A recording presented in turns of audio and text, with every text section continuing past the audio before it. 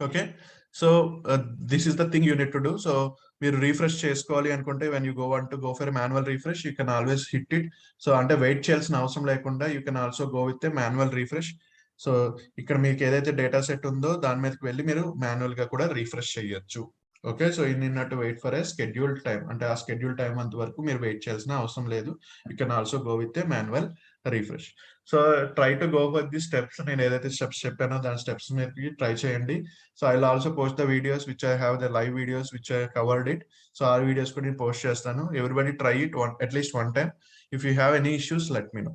Okay, so next let's go to the next topic which I was trying to talk about is there is a different options here ikkada. So deentlo one of the option is a data flow.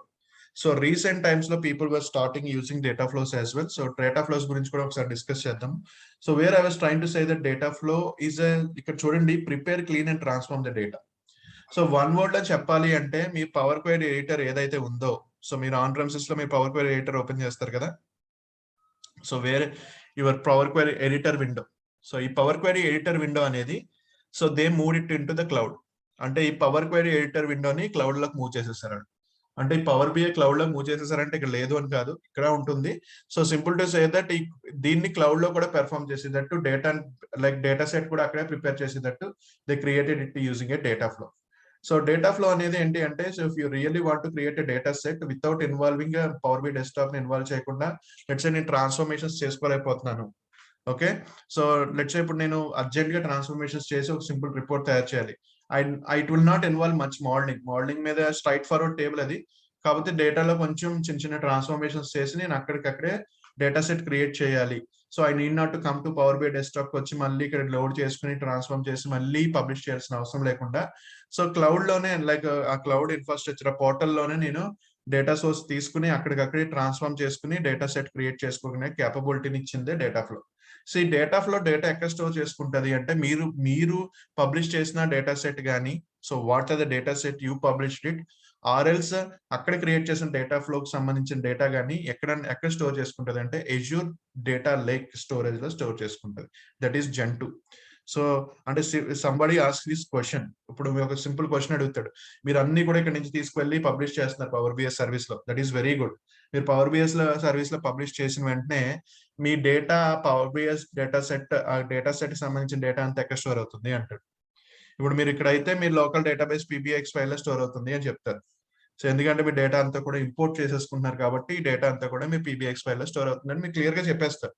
But మీరు మరి cloud కి move చేస్తున్నారు కదా, ఈ cloud లోకి move చేసినప్పుడు ఈ data set మీ data అంతా కూడా డేటా సెట్ లో ఉంటుంది. ఈ డేటా సెట్ లో ఉన్న డేటా ఏదైతే ఉందో ఈ డేటా ఎక్కడ స్టోర్ అయి ఉంటుంది అంటే, it was store in the Azure data lake gen two storage. So back end లో అది ఎక్కడ స్టోర్ అవుతుంది అంటే Azure data lake gen two storage, generation 2 storage లో స్టోర్ అవుతుంది. So this is a blob storage లాంటిది. So it is having a huge collection of data store చేస్తుంది. So that మీకు 10 GB డేటా ఇచ్చారు కదా, so that is the place where it was storing the 10 GB space మీకు అంతా కూడా Azure data lake gen two storage లో store అవుతుంది.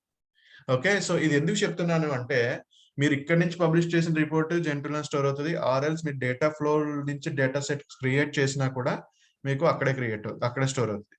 So అక్కడ స్టోర్ అవటం వల్ల మీకు అక్కడే స్టోర్ అవుతుంది. కానీ మీరు ఇక్కడ మళ్ళీ వచ్చి పవర్ బిఐ డెస్క్టాప్ లోకి వచ్చి అది అంతా చేయాల్సిన అవసరం లేకుండా ఇక్కడే డేటా సెట్ క్రియేట్ చేసే కేపబిలిటీ ఉంది, like prepare, clean and transform your data. So నేను క్లిక్ ఆన్ డేటా ఫ్లో, ఈ డేటా ఫ్లో అనేది ప్రో వెర్షన్ గా పనిచేస్తుంది కంపల్సరీ. అది కూడా మీరు తెలుసుకోవాల్సింది ఏంటంటే, it should have a pro licence type.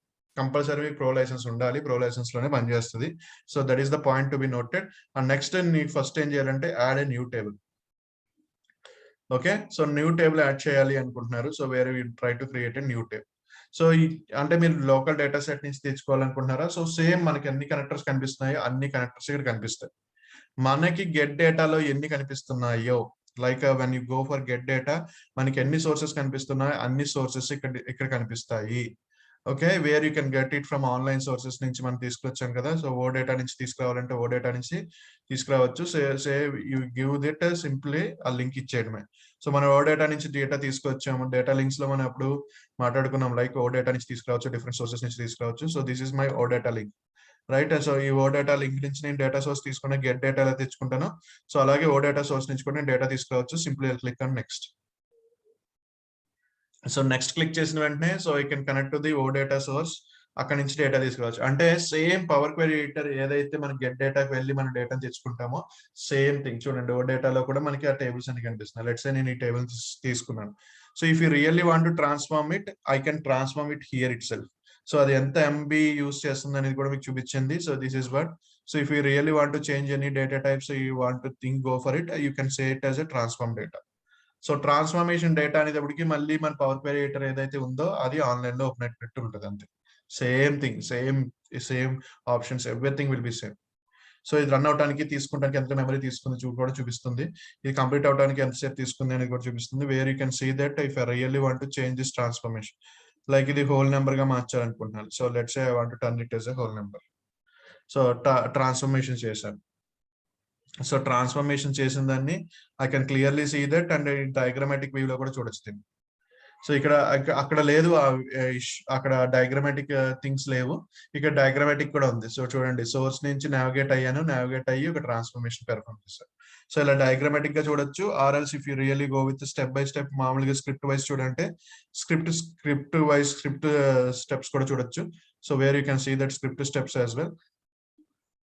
A step లో ఏమన్నది అనేది కూడా మీరు చూడొచ్చు స్క్రిప్ట్ లో కింద. So where you can see that O data configure అయ్యింది, తర్వాత శాంపుల్ డేటా కనెక్ట్ చేసాం, transform. So or else if you really want to go back to normal view, you can also go to normal view. మళ్ళీ normal view కావాలంటే normal వ్యూకి వెళ్ళిపోవచ్చు. So where it will try to show you that normal. Let me switch back to the normal view. Okay, so అలాగే మళ్ళీ switch query settings కి వెళ్ళిపోతాము. So where I will say that ఈ పైన కూడా query of చేసేస్తాను. So I will say that of. And మన query settings ఏవైతే ఉన్నాయో ప్రీవియస్ గా, ఈ క్వైరీ సెట్టింగ్స్ కూడా ఇలా చూడొచ్చు. The same way you are seeing that మీరు ఏదైతే చేస్తున్నారో the step is outside of the data source. So data source కి అవుట్ సైడ్ క్రియేట్ చేశారు. ఓకే, డేటా ఇలా చేసిన తర్వాత what we can do is save and close it, right? General గా మనం ఏం చేస్తాం, ఓకే అనుకుంటే will try to save it, close it.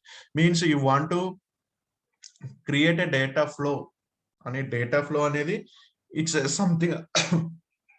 something like you need not to want to create it as a power BI data sets కోసం separate గా create చేయాల్సిన అవసరం లేదు. సో ఇట్స్ ఇండిపెండెంట్ ఆబ్జెక్ట్ అనుకోండి, అది కూడా అనుకోండి. సో దట్స్ ఇది నెంబర్ ఆఫ్ రిపోర్ట్స్ లో యూజ్ చేస్తారు అనుకోండి. ఈ నెంబర్ ఆఫ్ రిపోర్ట్స్ లో యూజ్ చేస్తున్నప్పుడు మీరు ప్రతిసారి ఇండిపెండెంట్ గా క్రియేట్ చేయాలి. లెట్స్ సే నాకు కొన్ని టేబుల్స్ ఉంటాయి, ఆ టేబుల్స్ అన్ని కూడా ఇండిపెండెంట్ గా లైక్ అన్ని రిపోర్ట్లకి యూజ్ చేస్తుంటాం. సో ఆ రిపోర్ట్లు అన్నిటికి యూజ్ చేస్తున్నప్పుడు నేను సెపరేట్ గా డేటా సెట్ క్రియేట్ చేసుకుని, ఇప్పుడు ఈ రిపోర్ట్ లో కావాలంటే ఈ రిపోర్ట్ లో యూజ్ చేసుకోవచ్చు. ఇప్పుడు నాకు డేటా సెట్స్ ఉన్నాయి, పవర్ బిఐ డేటా సెట్స్ ఏవైతే ఉన్నాయో దాన్ని డైరెక్ట్ గా యూజ్